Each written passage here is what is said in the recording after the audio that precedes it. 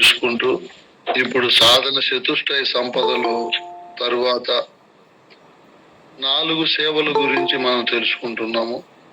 ఇందులో స్థాన సేవ, అంగ సేవను గురించి విచారించుకున్నాము. ఇప్పుడు భావ సేవను గురించి మనం విచారించాలి. ఎందుకంటే ఇది ముఖ్యమైన భూమిక. గురువుకు మనము ధనుమన ధనములు శాస్త్రోక్తంగా దారపోసి గురువు ద్వారా త్రివిధ దీక్షలను పొందిన తరువాత గురు శిష్య బంధం అనేది ఏర్పడుతుంది.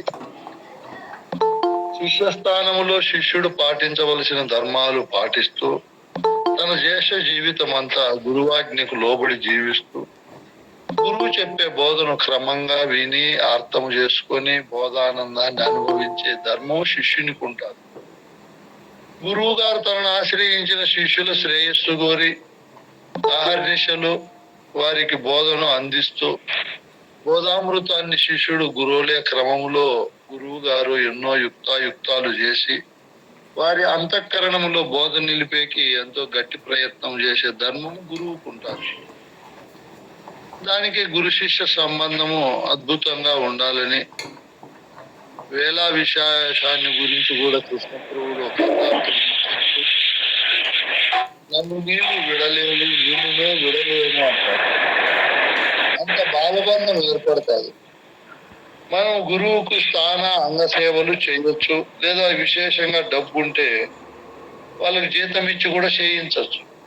కానీ గురు సేవను ఎవరు చేయరు. సృష్టిలో భావ సేవను ఎవరికి వాళ్ళు చేసుకొని భావములో బోధను దృఢపెట్టుకొని భావములో బోధ ద్వారా వచ్చే ఆనందాన్ని అహర్నిశలు మరవకుండా బోధ ఫలితాన్ని అనుభవించాలి. ఇది గొప్ప భూమిక కాబట్టి గురువు దగ్గరికి మనం వచ్చాము. ఇప్పుడు గురువు పైనే మన భావము ఎప్పుడూ ఉండాలి. గురు బ్రహ్మ, గురు విష్ణు, గురుదేవో మహేశ్వర, గురు సాక్షాత్ పరబ్రహ్మ, తస్మై శ్రీ గురవే నమః అని మనము మన భావములో గురువునే స్మరిస్తూ గురువు గారికి స్థాన సేవ, అంగ సేవ చేస్తూ భావములో ప్రపంచ సంబంధమైన విషయాలంపటను మనం పెట్టుకోకుండా ఎప్పుడు ప్రియురాలు తన ప్రియుడిని ఎప్పుడు చింతిస్తాదో, పిల్లలు ఎప్పుడు తల్లిని చింతిస్తాయో, కోయిలు లేత సిగుళ్ళకి ఎప్పుడు చింతిస్తాయో, ఆకలి ఉన్నవాడు అన్నమునకు ఎప్పుడు ఎలా చింతిస్తాడో, దప్పిక ఉన్నవాడు దప్పిక తీర్చుకోవడానికి ఎప్పుడు ఎలా చింతిస్తాడో, అలసిపోయిన వాడు నిద్రకు ఎంత చింతిస్తాడో, దరిద్రుడు తన దరిద్రాన్ని పోగొట్టే ధనం కోసం ఎంత చింతిస్తాడో, ఆ విధమైన పద్ధతుల్లో చకోరక పక్షులు చంద్రకిరణాలకు, శాతక పక్షులు సూర్యకిరణాలకు, మరియు పుష్పముల్లో ఉండే మకరందానికి తామర పువ్వులు ఏ విధంగా భావముతో నిరంతరము చింతిస్తాయో, క్షణము తీరుక లేకుండా సూర్యుడు తన చుట్టూ తాను తిరుగుతూ సూర్యుని చుట్టూ ఎలా తిరుగుతాడో, మన భావము కూడా ఇప్పుడు గురువాక్యము, గురువు చెప్పిన బోధ వైపు తిప్పాలి. ఎప్పుడు ఇంకా కనుమూసినా కనుదెరసిన కనుమరుగింతైన లేక అహర్నిశలు గురువుని చింతిస్తూ గురువు జపాన్ని చేస్తూ, గురువును ధ్యానము చేస్తూ, గురువును భజిస్తూ, గురువును చింతిస్తూ, గురువు ద్వారా మనము నిరంతరము బోధ ఫలాలు అనుభవిస్తూ ఈ విధంగా మనం భావసేవ చేయాలి గురువు గారికి. అప్పుడు గురువు దిగి వచ్చి మన భావములో ఉండే అజ్ఞాన, అవివేక, అంధకార, అభిమానాలతో కూడిన అవిద్య, అజడము, అమంగళకరమైనటువంటి అజ్ఞానాన్నంతా గురువు తీసివేస్తాడు. ఈ క్రమములో మనము ఎంత భావసేవ చేస్తామో గురువుకు, గురువు దానికి ఎన్నో రెట్లు ఆయన భావము ద్వారా మనకు సేవ చేస్తాడు. మన భావములో దేహాత్మ బుద్ధి పెట్టుకొని జాతి మత కుల భాషా వర్గ భేదాలతో నిరంతరము కొట్టుమిట్టాడుతూ కామక్రోధాది గుణాలతో మరియు అజ్ఞాన అవివేకాలతో జీవించే మనకు గురువు తన స్థానాన్ని భ్రష్టత్వము చేసుకొని మన స్థానంలోకి దిగి వచ్చి ఇక్కడి నుంచి ఎంతో కష్టపడి గురువు ఎన్నో ఉపమానాలు ఉపమేయానికి జోడించే విధానములో ఇంక ఎంతో విశాలంగా మన గురువు గారు బోధ చెప్తారు. తన భావములో ఉన్నటువంటి ఈ బోధనంతా మన భావములోకి దిగుమతి చేస్తాడు. ఎప్పుడు గురువు గారు తన బోధను మనకు దిగుమతి చేస్తాడు. మనం ఎప్పుడు గురువు చెప్పే బోధను దిగుమతి చేసుకోవాలి.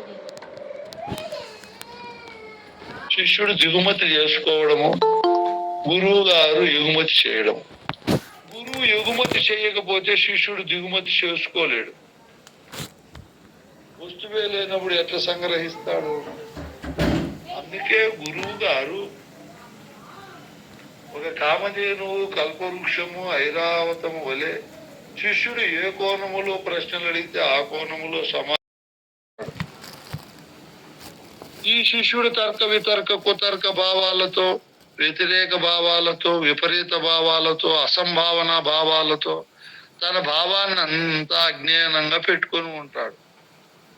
గురువు గారు శిష్యునితో ఒడంబడికై శిష్యులను తన శిష్యులుగా అంగీకరించిన తరువాత గురువు నిరంతరము శిష్యుల్ని జపిస్తూ వాళ్ళకి ఏదో పద్ధతిలో ఈ బోధను దృఢపరచాలనే సుసంకల్పంతో గురువు ఇంకా ఎంత కష్టపడతాడో తన భావములో ఉండే బోధను మనకు దిగుమతి చేయడానికి, మనం దిగుమతి చేసుకోవడానికి ఆయన ఎగుమతి చేసేకి ఎంతో కష్టపడతాడు. దీన్ని బట్టి మనం బాగా ఆలోచన చేస్తే గురువు దగ్గరికి వచ్చాము, ఉపదేశం తీసుకున్నాము, ఎలాగో ఆ గురుకృపకు పాత్రులం అవుతున్నాము.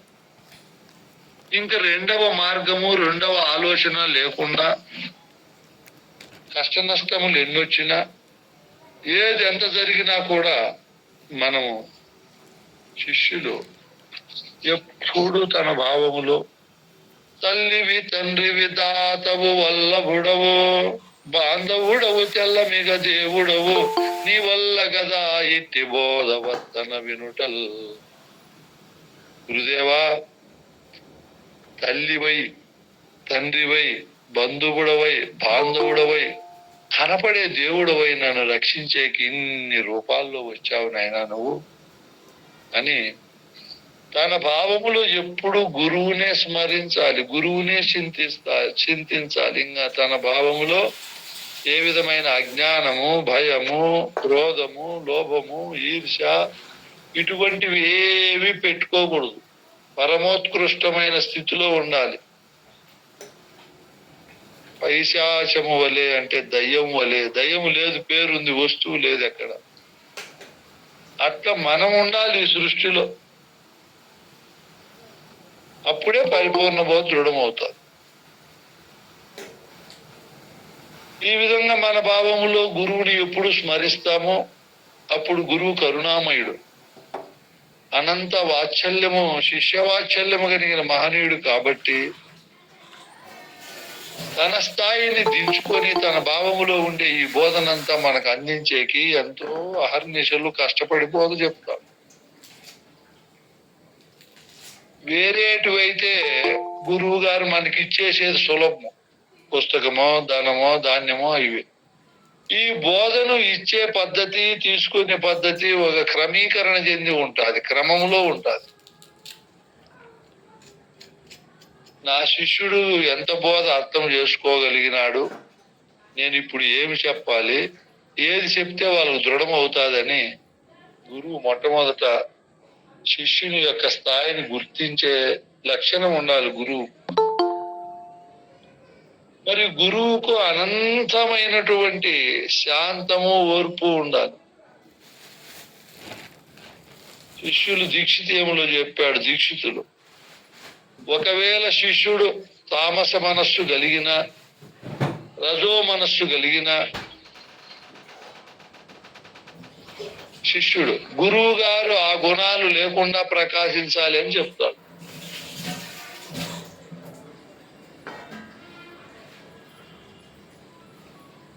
ఇప్పుడు మనమందరము గురువుని ఇట్లా భావ రూపములో సేవ చేస్తే గురువు గారు తన భావములో మనల్ని ఉంచుకొని మన స్థాయిని బట్టి ఈ బోధ అంతా పదిలపరిచి మనకు తెలియజేస్తారు. ఆ తరువాత 4వది ఆత్మసేవ.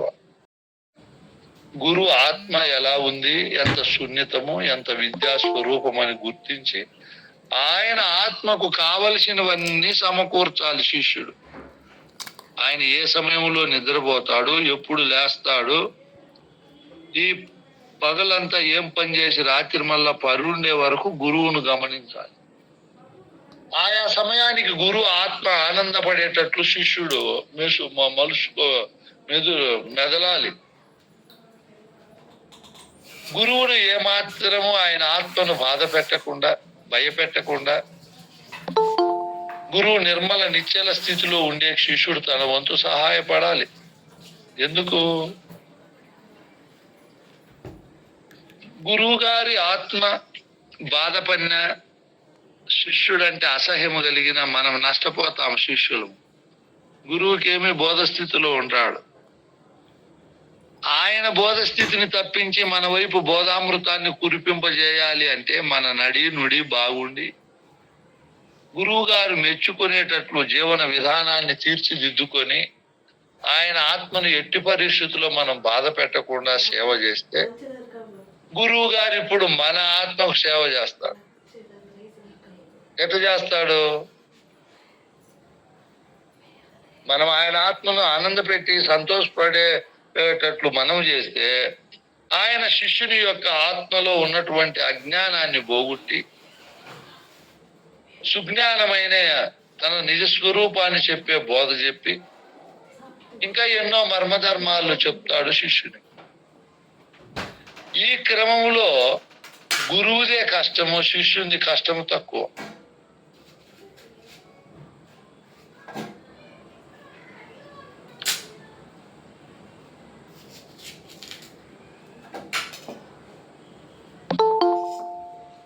మనము గురువు గారు ఆయన ఆత్మ ఏ విధంగా మనం మసులుకుంటే సంతోషపడుతుందో ఆ విధంగా మసులుకోవాలి. గురుగీతల్లో చెప్పినట్లు గురువు ఉండే సన్నిధానానికి డంబాచారంగా పోకుండా, అజ్ఞాన ప్రవృత్తితో సంబంధించిన సంభాషణలు చేయకుండా గురువు గారిని నిర్మల నిశ్చల నిరహంకార స్థితిలో ఉండేకి మన వంతు సహాయపడాలి.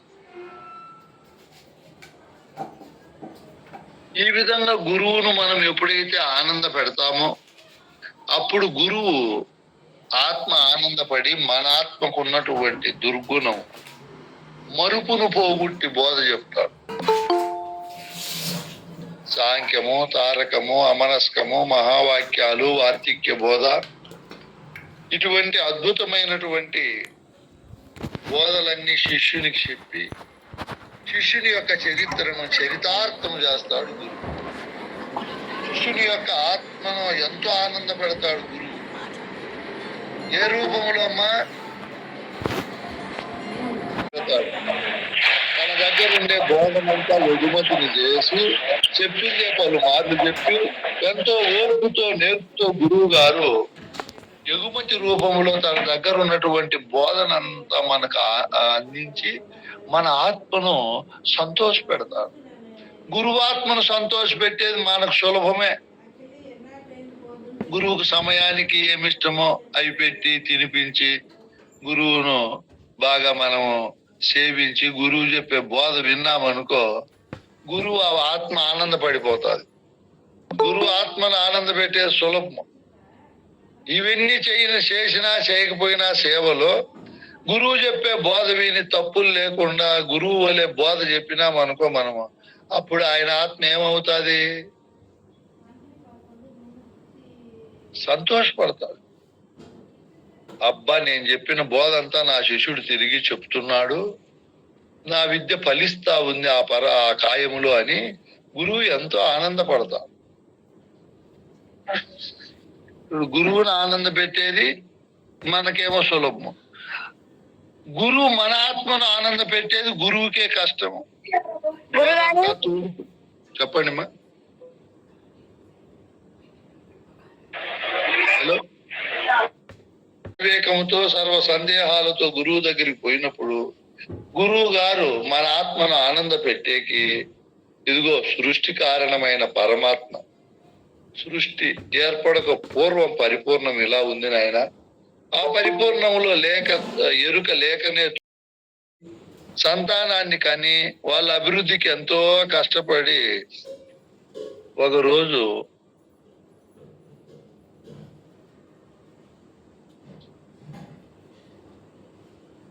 ఎరుక అనేది నశించిపోతాది. ఇది మధ్యలో వచ్చింది, మధ్యలో లేకుండా పోతుంది. అయితే ఉన్నంతసేపు దీని శక్తి సామర్థ్యాలు ఎక్కువ. ఎంత శక్తి సామర్థ్యాలు ఉండినా ఈ ఎరుక స్థిరము కాదు, శాశ్వతం కాదు, పోనే పోతుంది. గురువు ఇట్లా అనేక రూపాల్లో మనకు బోధ చెప్పి శిష్యుని ఆత్మను ఆనంద పెడతాడు. గురువు చెప్తాడు లాస్ట్ కు, నాయన శిష్య,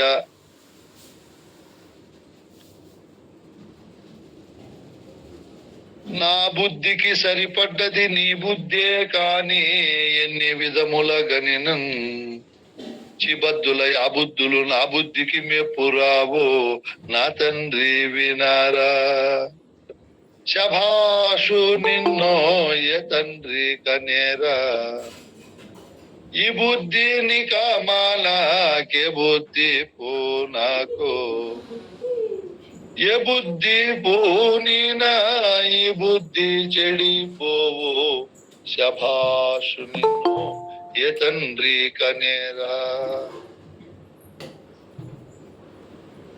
ఇక్కడ మంచి కందార్థం చెబుతూ ఆయన ఈ బుద్ధిని ఇక మానద్దు, ఏ బుద్ధిని పోనొద్దు, తమాసకైనా పూంతే ఈ బుద్ధి చెడిపోతాది.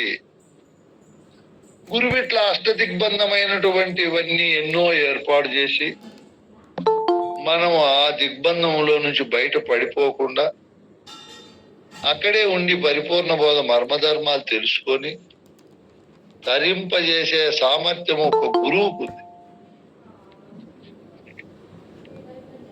కాబట్టి గురువుకు ఆత్మను మనం ఆనంద పెడితే గురువు ఆత్మ ఎప్పుడు ఆనందపడుతుంది నాయన? తిరిగి తన అనుభవంతో కూడి అదే భావము స్ఫురించేటట్లు చెప్పినప్పుడు గురువు గారికి ఆనందం కలుగుతుంది. ఇంకా ఎప్పుడు కలుగుతుంది ఆనందము? అర్థం చేసుకొని ఎప్పుడు ఆ బోధ ఫలితాన్ని అనుభవించినప్పుడు గురువు ఆనందపడతాడు. ఈ బోధ ఫలితం ఎలా అనుభవించాలి మనము? ఎలా? దీన్ని ఎప్పుడూ మరవకుండా ఎవరైతే జీవనయానం చేస్తారో వాళ్ళను చూసి గురువు ఆనందపడతాడు. ఇప్పుడు మనం గురువును ఆనంద పెట్టేది సులభం. గురువు గారు తన శిష్యుని యొక్క ఆత్మసేవ చేసేది కష్టం. ఎన్నో కోణాల్లో బోధ చెప్పాల గురువు. ఆ విధంగా చెప్పగా ఒకనాటికి అర్థమయ్యి ఆ శిష్యుడు బోధ ఫలాలు అనుభవిస్తాడు. ఈ విధంగా గురు శిష్య న్యాయంలో శిష్యుడు గురువుని ఎప్పుడూ స్మరిస్తూ ఉంటే గురువు గారు కరుణామయుడై ఏదో ఒక రూపంలో వచ్చి తన సందేహాన్ని పోగొడతాడు.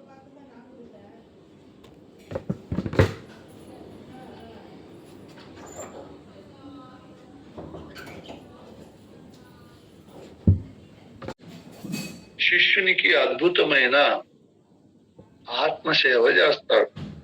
శిష్యుడు దాన్ని బాగా విని అర్థం చేసుకొని ఆ పద్ధతిలోనే ఎప్పుడు ఉండిపోయినప్పుడు గురువు ఆనందపడతాడు.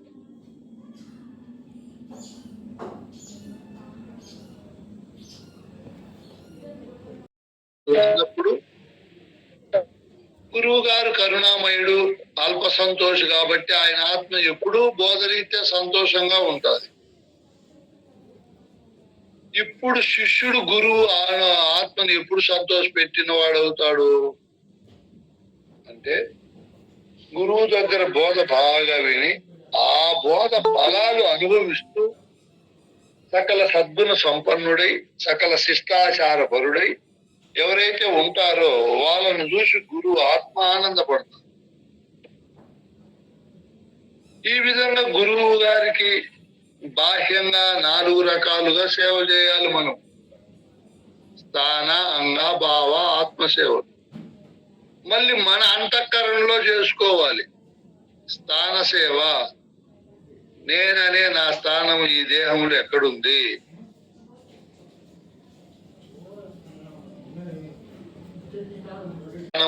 నేనే పరమాత్మ అనే వస్తువు మన స్వరూపం.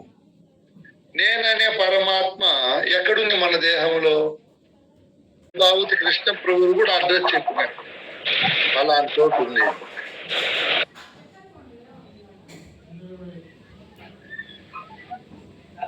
రూపాన్ని గుర్తించి అక్కడ మనం గురువు దగ్గర శారక పూర్వము అనేక రకాల మాలిన్య భావాలన్నీ పెట్టుకొని ఉంటాం.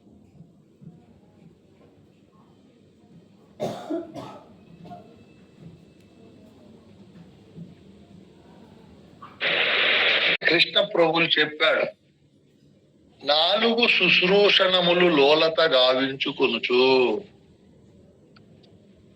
గురువుకు బాహ్యంగా మనం చేశాము. గురువు బోధరీత్యా మనకు ఎన్నో కోణాల్లో బోధ చెప్పి ఆయన మనకు 4 సేవలు చేశాడు. ఇప్పుడు మనం లోలత గావించుకొనుచు బాహ్యంగా చేయడం వల్ల గురువు మనకు బోధ చెప్పాడు. ఇప్పుడు ఈ దేహంలో నేననే పరమాత్మ భూమధ్య స్థానములో సహస్రార చక్రములో శుద్ధ చైతన్య స్వరూపమై ఉంది. ఆ స్వరూపమే నేనని తెలుసుకొని అక్కడ ఉన్నటువంటి అజ్ఞానము, అవివేకము, అభిమానము, అనురాగము, కామక్రోధాది గుణాలు, ఈష్ణత్రయాలు, వాష్ణత్రయాలు, అరిషడ్వర్గాలు, అష్టమదాలు, సప్తవ్యసనాలు, అష్టపాశాలు, ఇంకా ఏమేమి ఉన్నాయి నాయన అక్కడ? అవివేకము, అజ్ఞానము, రాగద్వేషాలు, ఈర్ష, ద్వేషము, డంబము, సోమరితనము ఎన్నో ఉన్నాయి. అవన్నీ మనము గురువు బోధ చెప్పినప్పుడు, మనకు సేవ చేసే రూపంలో ఉండినప్పుడు అవన్నీ తొలగించుకొని మన స్థానాన్ని పరిశుభ్రంగా పెట్టుకోవాలి. అప్పుడు మనము గురు బోధకు, గురువాక్యానికి 1వ సేవ స్థాన సేవ చేసిన వాళ్ళం అవుతాం. ఇంకా అంగ సేవ చేయాలి, లోలత గావించుకొనుచు అన్నారు కాబట్టి లోలత గావించుకొనుచు లోపలి అంగసేవ ఎలా చేయాలి? లోలత శిష్యుడు తనకు తానుగా గురువు గారికి మనము అంగసేవ చేసినప్పుడు గురువు మన అంగానికి ఎంతో బోధ చెప్పి ఎన్నో కోణాల్లో ఉపమేయములో ఉండే భావాన్ని ఉపమానము ద్వారా పొందింపజేసేకి ఎంతో కష్టపడతాడు. ఈ క్రమంలో మనము క్షత్రియులము కాదు, వైశ్యులము కాదు, శూద్రులము కాదు, బ్రాహ్మణులము కాదు, గురుకుల వాసులము కాబట్టి ఈ అంగాన్ని గురువుకు పాలు పోసి ప్రమాణం చేసి ఇచ్చాము కాబట్టి ఇప్పుడు అంగసేవ ఎలా చేయాలి? లోలత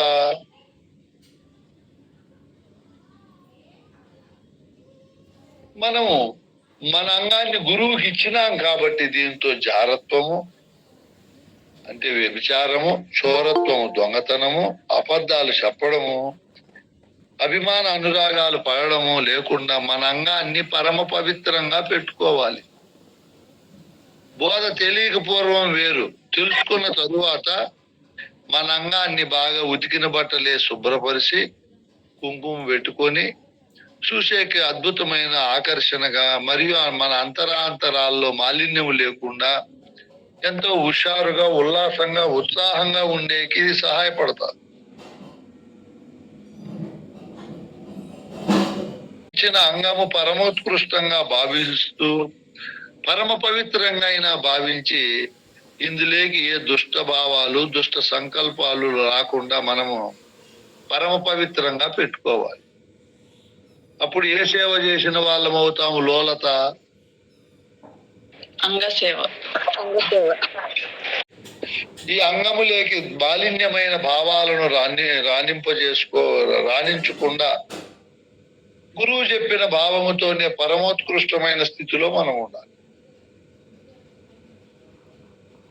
అప్పుడు గురువు గారికి మనము అంగసేవ చేసిన వాళ్ళం అవుతాం. గురువు దగ్గర చేరి గురుపదేశం తీసుకున్న తరువాత పూర్తి మార్పు ఉండాలి, మనలో వచ్చేయాలి.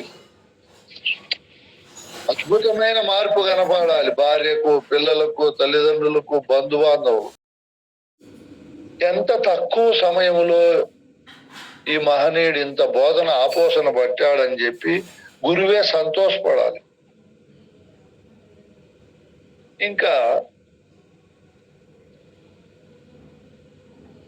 గురువు గారికి లోలత గావించే సేవల్లో స్థాన సేవ పరమోత్కృష్టమైంది, అంగసేవ ఇంకా గొప్పది అని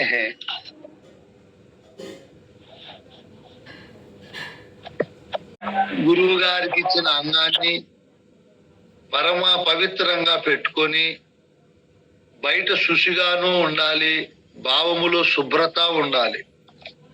వస్త్రం ఎంత శుభ్రత ఉంటుందో భావము కూడా అంత శుభ్రంగా పెట్టుకోవాలి. ఇంటి శుభ్రత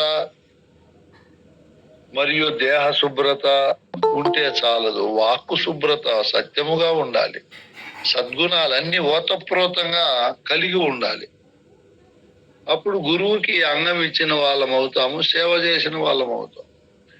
ఇంకా భావసేవ లోలత ఎలా గావించుకోవాలి? మనము భావములు ఎప్పుడు గురువుని చింతిస్తూ ప్రపంచ విషయాలు లేకపోకుండా గురువాక్యం పైన గురి కలిగి గురువాక్యాన్ని ఎప్పుడు మనం స్మరించాలి. పూర్తి మార్పు రావాలి భావములో. ఇంకా నాలుగవది ఏది నాయనా?